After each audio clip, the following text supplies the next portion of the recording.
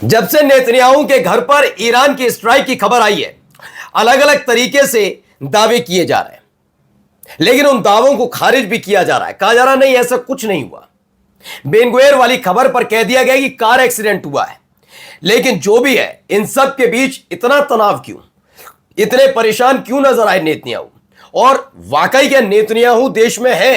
ये दो तीन चीजें आज आपको दिखाऊंगा, क्योंकि एक तस्वीर फौरन ही ट्वीट की गई। किसने किया? यह किया गया है इजराइल के प्रधानमंत्री बेंजामिन नेतन्याहू के जो सोशल मीडिया प्लेटफॉर्म पर है। चेहरा देखकर आप पहचान लीजिएगा, फूट फूट कर रोते हुए नजर आ रहे हैं। कहां पहुंचे दौड़े दौड़े वो दिखाऊंगा आपको, दिखाऊंगा हिजबुल्लाह का एक ताजा हमला, और यह हमला कहीं और नहीं हुआ बल्कि इजराइल के मिलिट्री बेस पर हो गया, जिसको देखकर भाग खड़े हुए इजरायली सैनिक। और तो और दिखाऊंगा आपको कैसे इजराइल को छोड़कर भागने के लिए तैयार खड़े हुए हैं सारे इजरायली, उन्हें जाने नहीं दिया जा रहा। यानी पूरा का पूरा इजराइल खाली हो जाएगा क्या? नमस्कार, मैं हूं प्राज्वल गौतम और आप देख रहे हैं टाइम्स एक्सप्रेस। सबसे पहले यह खबर देखिए।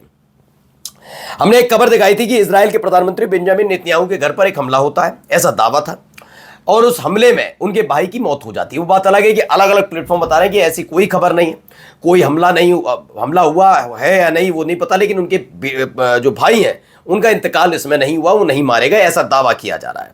इसी बीच प्राइम मिनिस्टर ऑफ इजराइल, क्योंकि यही सवाल भी उठ रहा था कि अगर ये स्ट्राइक हुई और उनके भाई घायल हुए या मारे गए, जो भी है, लेकिन नेतन्याहू क्या कर रहे थे, कहां थे नेतन्याहू? और फिर सवाल उठने लगा कि क्या वाकई जो हफ्ते 10 दिन पहले खबर आई थी, 1 तारीख को, 1 या 2 तारीख को, वो सच थी क्या? क्या वाकई जर्मनी के बर्लिन में जाकर छिपा बैठा हो नेतन्याहू? ये खबर आने लगी थी। अब इन खबरों को दबाने के लिए एक तस्वीर जारी की गई। तस्वीर कब की है, क्योंकि कंफर्मेशन नहीं दिया जा रहा। देखिए, इसमें दावा किया गया, प्राइम मिनिस्टर ऑफ इजराइल, यह दावा है, prime minister Benjamin Netanyahu national health command centre पहुंचे, जहां वो हेल्थ मिनिस्टर के साथ मौजूद थे। ये operation roaring lion and was briefed by health minister director general Moshe Bar Simantov, उनके साथ तमाम चीज़ों को देख रहे हैं। अब इस तस्वीर ने इसलिए भी हड़कंप मचाया है क्योंकि ये तस्वीर अगर अभी की है, मानकर चलिए अभी की है, तो चेहरा इतना उतरा हुआ क्यों है, पहला। दूसरा, अगर ये तस्वीर अब की नहीं है, पुरानी भी है, तो ये खबर अचानक से क्यों डालनी पड़ी? क्योंकि बेंजामिन नेतन्याहू को सार्वजनिक तौर पर पिछले कई दिनों से नहीं देखा गया इजराइल के अंदर।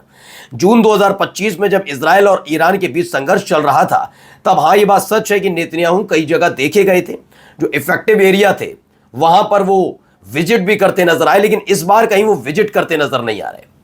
राजधानी तेल अवीव में इतना ज्यादा हमला, उस हमले की एक भी जगह जाकर उन्होंने विजिट नहीं किया। क्यों नहीं किया?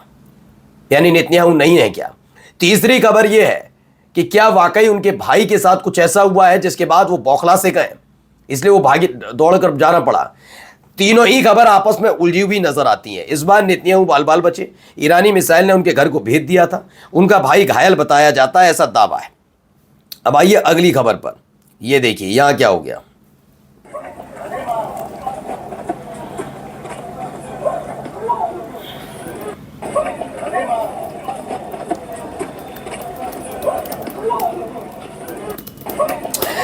तो ये वीडियो आप देख रहे हैं, हमला, आसमान में उठता हुआ धुआं और भाग खड़े हुए इजरायली। दावा है कि हिजबुल्लाह ने सीधा टारगेट किया।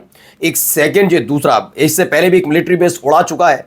ये दूसरा मिलिट्री बेस है जो इजरायली सेना से जुड़ा हुआ है, रमल्ला में, और ये दावा खुद इजरायली मीडिया की तरफ से किया जा रहा है। तो सच्ची ही खबर होगी। ऐसा दावा है कि इजरायली मीडिया ने खुद बताया कि हाँ, हिजबुल्लाह का ये बड़ा हमला था, ये इजराइल की सेना का रमल्ला में बना हुआ मिलिट्री बेस उड़ा दिया गया। अब बढ़ते हैं एक और खबर की तरफ जो इजराइल से निकलकर सामने आई। पहले ये वीडियो देखिए, ये सीसीटीवी फुटेज है, साउंड नहीं है इसमें, लेकिन देखिए अचानक से एक व्यक्ति वहां से जो गुजर रहा था, वो घायल हुआ, क्या हुआ उसके साथ ये पता लगा नहीं, बिल्कुल उसके बराबर में था।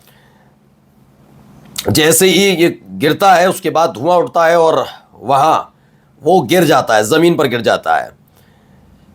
देख, गाड़ी वाला भी गाड़ी रोक लेता है, इस बीच बैक की उसने गाड़ी, देखिए ये भी एक वीडियो निकलकर सामने आई, उसने बैक की गाड़ी, फिर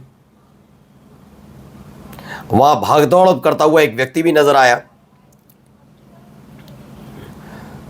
ये इसमें दावा किया जा रहा है इजराइल के येहूदा में एक कंस्ट्रक्शन साइट पर ईरानी मिसाइल का मलबा गिरने का वीडियो है। इस हमले में 2 लोगों की मौत हो गई है और एक गंभीर रूप से घायल हो गया है, ऐसा दावा किया जा रहा है। ठीक है ना, ये ऐसे ऐसे यहाँ पर ये सारी चीज़ें हुई हैं, यानी लगातार अटैक हो रहे हैं। एक तरफ इजराइल की सेना पर अटैक होना, दूसरी तरफ इजराइल के अंदर इस तरह से हमले होना, वहीं खबर निकल कर आना कि भाई जो इजराइल ही है उसकी हालत खराब हो गई है, वहाँ पर भी लगातार ऐसे ही दावे होना कि हालत ख़राब है वहाँ पर, तो है ही है, ये दिख ही रहा है कि एक के बाद एक अटैक होना और ये तमाम चीज़ें चल रही हैं। न केवल रिहायशी इलाकों पर अब हमले किए जा रहे हैं, बल्कि आर्मी का जो उनका पोस्ट है उसको लेकर भी खबर निकलकर सामने आ रही है। यही नहीं, अब देखिए एक खबर और निकल कर आई, ये 50 चेहरे देख लीजिए, 50 नहीं है टोटल इसमें, लेकिन हाँ चेहरे हैं इसमें। ये 50 टारगेट का ऐलान कर दिया है।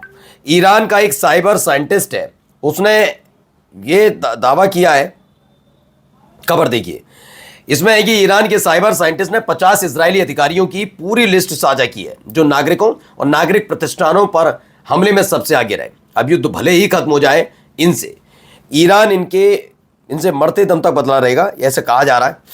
ये 50 लोगों की लिस्ट जारी की गई है जिसमें अलग अलग चेहरे हैं, अलग अलग नाम हैं और ये इजराइल के अधिकारी बताए जाते हैं ये सारे के सारे, और इन पर अब टारगेट हिट कर दिया गया है। यानी 50 ये लोग हैं जिनको लेकर क्लियर कर दिया है कि इन पर कभी भी बड़े हमले हो सकते हैं।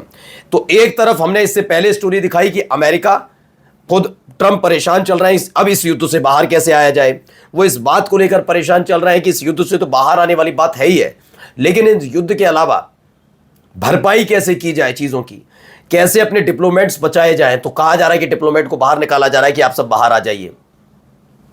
अब इस पूरे खेल में इजराइल अकेला फंसता हुआ नजर आ रहा है।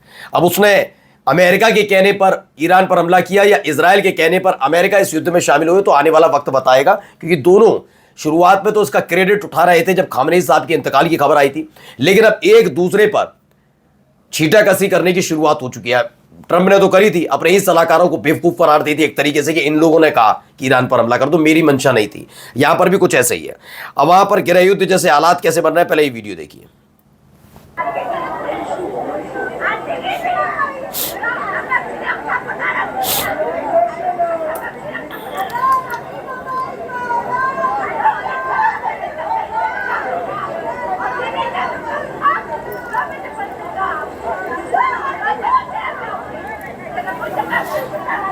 तो चीख पुकार ये हालात क्यों है मैं बताता हूं भी आपको, लेकिन फिलहाल आप देखिए ये बेन गुरियन एयरपोर्ट है। बेन गुरियन एयरपोर्ट पर इस तरह से लोग इकट्ठा हुए हैं, लगातार लड़ाई जैसे हालात बन रहे हैं। दावा ये किया जा रहा था कि एक और वीडियो निकल कर आया सामने, ये भी वीडियो।